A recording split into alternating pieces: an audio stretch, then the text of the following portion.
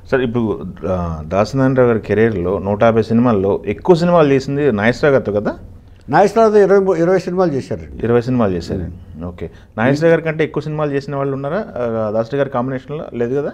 ఏం లేదు, ఈ మురళీమోహన్ వీళ్ళందరూ ప్రతి దాంట్లో మోహన్ బాబు ఉంటాడు. మోహన్ బాబు ఒకడు ఉంటాడు. అంటే ఏదో దాంట్లో ఏదో క్యారెక్టర్ రామారావు. అదే ఇక్కడ గురువు గారిలో ఏంటంటే ఒకటి లింక్ అయితే ఇక దాన్ని ఎక్కడికో తీసుకెళ్ళిపోతారు ఆయన. పాత్రత అపాత్రత కూడా ఆలోచించడు ఆయన.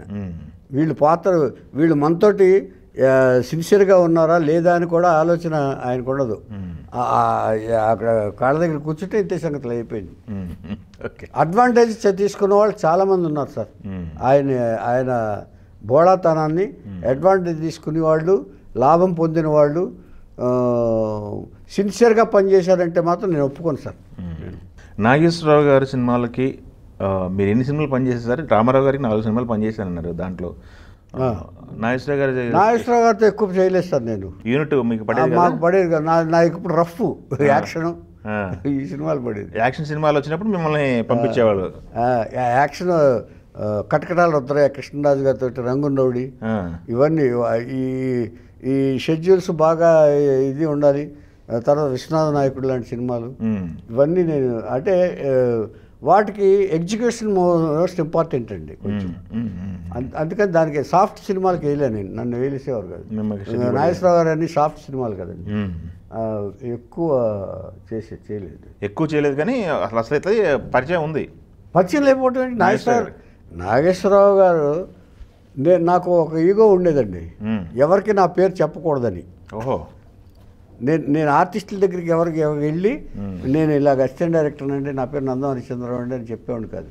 వాళ్ళంతటా వాళ్ళు తెలుసు. రామారావు గారు కూడా ఆయనంతటా ఆయన తెలుసుకునే పిలిచారు, బ్రదర్ హరిశ్చంద్రరావు అని. నాగేశ్వరరావు గారు కూడా ఆ కుర్రాడు పేరేంటని చెప్పి అడిగి తెలుసుకుని నన్ను పిలిచారు ఆయన దగ్గర. ఆయన ఎలా ఉండేవాళ్ళు? ఇప్పుడు రామారావు గారి కంటే ఒక స్టైల్ ఉంది, ఆయన వస్తే పిండ్ ఆఫ్ సైలెన్స్ సెట్ అని మాట్లాడుకునేవాళ్ళు. నాగేశ్వరరావు గారు ఏం లేదండి, ఎక్కువ అబ్జర్వేషన్ అండి. సెట్లో వస్తే ఎవరెవరు ఏంటనేది బాగా అబ్జర్వ్ చేసేవాళ్ళు ఆయన. ఇచ్చేదంటే ఎవరితో ఎలా అంటే ఆయన ఎవరితో మాట్లాడాలి, నేను ఎవరితో మాట్లాడకూడదని ఒక అంచనా వేసుకునేవాడు ఆయన. ఇప్పుడు గురువు గారు అంటే ఒక బ్లైండ్ ఇది నమ్మకం అంతే కదా. గురువుగారు తర్వాత ఎవరితో నేను మాట్లాడాలనేది ఒక అంచనా వేసుకుని ఆయన బిహేవ్ చేసేవారు. అంటే క్యాల్కులేటెడ్ బ్రెయిన్ అయింది. ఈయన అనుకుంటే ఇట్స్ ఆల్ రైట్ అంటూ కౌగిలించుకునే రకం ఈయన రామారావు గారు. నాగేశ్వరరావు రావు కదా, క్యాల్కులేషన్ ఎక్కువ. ఆయనతో మీరు జర్నీ ఎలా ఉండేది? ఆయనతో పరిచయం బాగానే ఉందన్నారు కదా, ఇంత సినిమా చేయకపోయినా కానీ పరిచయం ఉంది. ఆయన నా అభిప్రాయాన్ని గౌరవించాడు నాగేశ్వరరావు. ఓకే, నువ్వు చెప్తే కరెక్ట్ అయ్యా, ఈ సినిమా ఎలా అర్థం చెప్పు అనేవాడు ఆయన. అవునా? ఓకే. ఫోన్ చేశారు కూడా ఒకసారి ఆయన నాకు. ఏ సినిమా అంటే? మన ఇది ఊరంతా సంక్రాంతి ఒకటి చేసాం. ఒకటి ఊరంతా సంక్రాంతి చేసినప్పుడు ఆయన డౌట్ వచ్చింది ఒకటి. అవునా? పర్లేదు సార్ అన్నాను అంతే. Okay okay. అయితే 20 సినిమాలు చేసిన దాసరి గారు, నాగేశ్వరరావు గారు ఒకనొక టైంలో చాలా సంవత్సరాలు మాట్లాడుకోలేదు. అంటే పక్కన వాళ్ళండి. ఇప్పుడు స్టూడియో మొత్తం బిజీ. అన్నపూర్ణ స్టూడియోలో దాసరి గారి షూటింగ్లు ఎక్కువ జరిగాయి అన్న సందర్భం నుంచి అంటే ఆయన నాగేశ్వరరావు అభిమాని సార్ దాసనారాయణరావు గారు. అదే ఆయన చెప్పాలంటే ఆ స్టేజ్ నుంచి అన్నపూర్ణ స్టూడియోలో అడుగు పెట్టను దాసరి గారు అన్నారనో, లేకపోతే నా స్టూడియోలో అడుగు పెట్టద్దు నేను అన్నారనో ఒకటి నడిచింది కదా. నడిచింది అసలు నాగేశ్వరరావు నడిచింది. నాగేశ్వరరావు అన్నారు, నాగేశ్వరరావు గారు అన్నారా స్టూడియోలో అడుగు అంటే ఒక ఇష్యూలో వీళ్ళకి ఇది వచ్చిందండి. ఆయన సినిమా తీసినప్పుడు అరుణ్ కుమార్ తోటి ఫస్ట్ సినిమా తీశారు ఆయన. అవును, గ్రీక్ వీడ్ ఏదో. అవును, గ్రీక్ వీడ్ తీశారు ఆయన. ఓకే.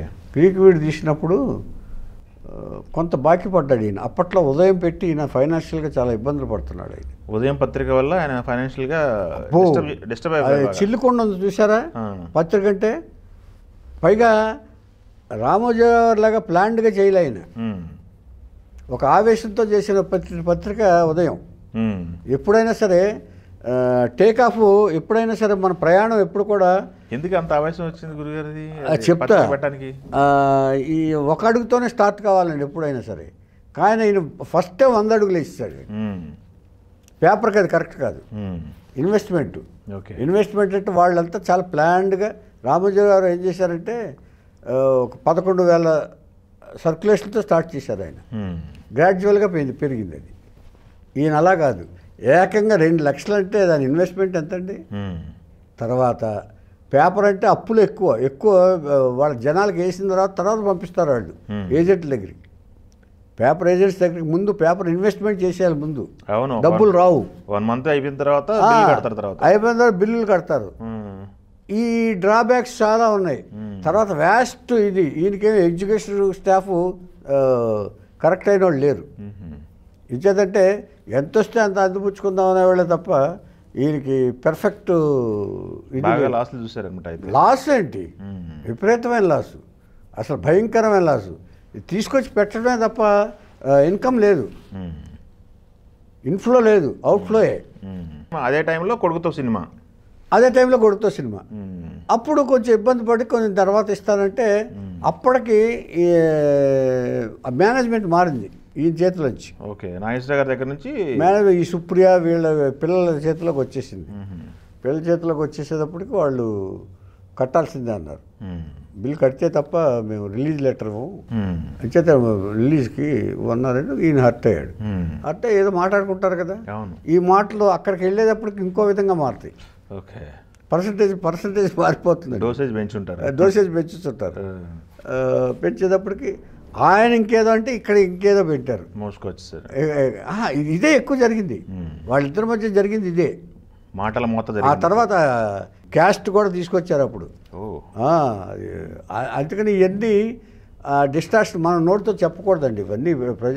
ఇవన్నీ మంచి విషయాలు అయితే చెప్పొచ్చు కానండి, ఇవి చెప్పకూడదు, చేయకూడదు, ఇలాంటివి చేయకూడదు అని చెప్పాలి తప్ప మన ప్రజలకి చెప్పుడు మాటలు వినకూడదు.